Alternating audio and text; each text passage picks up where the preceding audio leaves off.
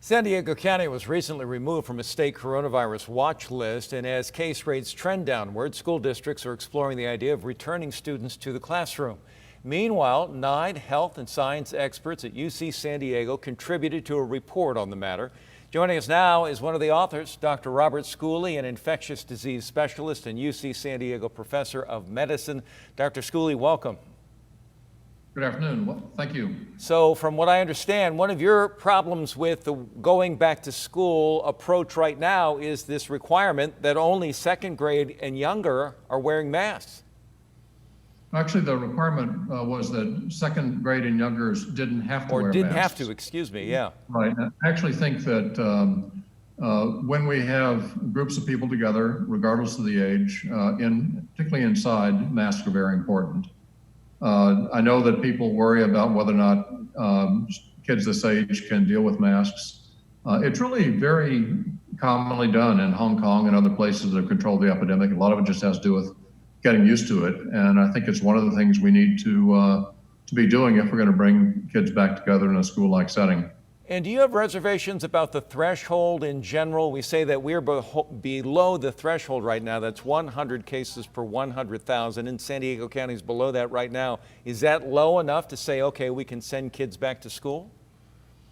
Well, it's low enough to start putting things in place to do that. And that includes all of the things in this report that include masking, distancing, not having kids having lunch together with their masks off. I think it's also important to think about how we respond to being below 100. We got to below 100 because we closed and stopped doing activities that got us above 100, and that was having groups of people in small unventilated rooms shouting at each other, restaurants, bars, gyms, and other places. We have to figure out other ways to do those things outdoors or in other settings to continue to have this go down, or we'll be back up above where we were not too long ago, within 2 to 3 weeks. So we've done the experiment. The experiment is we're not able right now to have people going to bars and restaurants indoors, taking their masks off and eating. I wish there were a different way to do that. There are a lot of things underway now to learn how to do that more safely. But the answer to going below 100 isn't to go back to what we were doing back in June, and we'll be back to exactly where we were. And we won't be talking about opening schools, and we won't be talking about going back to work. We'll have the hospitals full again, and we don't need to do that. As far as going back to the school, another thing we're seeing is teachers installing barriers, partitions between desks, things like this, a face shield. And I understand from the report that those particular measures may not be doing anything to help out.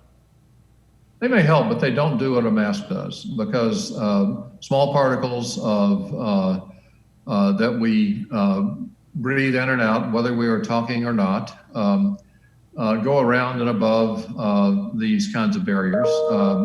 Large droplets, ones that come directly out of our mouths and are kind of being expelled at you, do benefit from plexiglass shields and things when you're right up close to someone. So for cashiers and things like that, that's great. But they don't take the place of masks, and neither do face shields. Particles go around the shield, and we have to, the masks are remarkably good about catching viral particles before they get out into the air.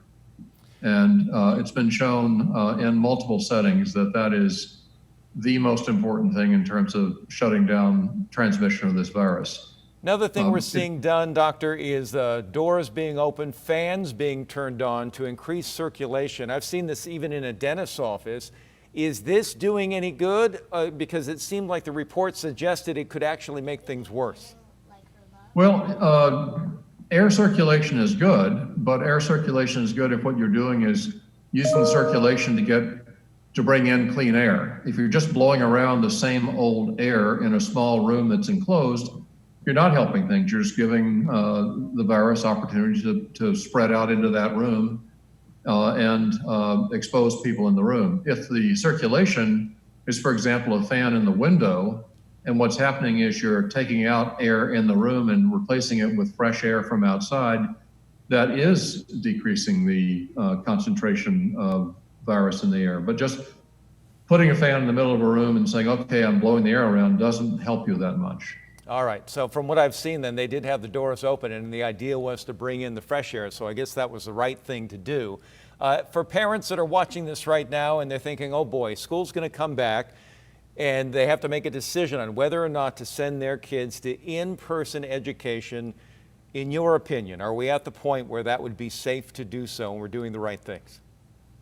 Again, it depends very much on what conditions are present in the schools, whether masking is being done. I think parents also have to think about their own family situation. If you have someone in the household who is at particular risk for coronavirus infection, someone who's older, someone who has underlying illness, you wouldn't want to have your child bring the disease back home to someone who could get very sick. So you have to look at it at an individual level.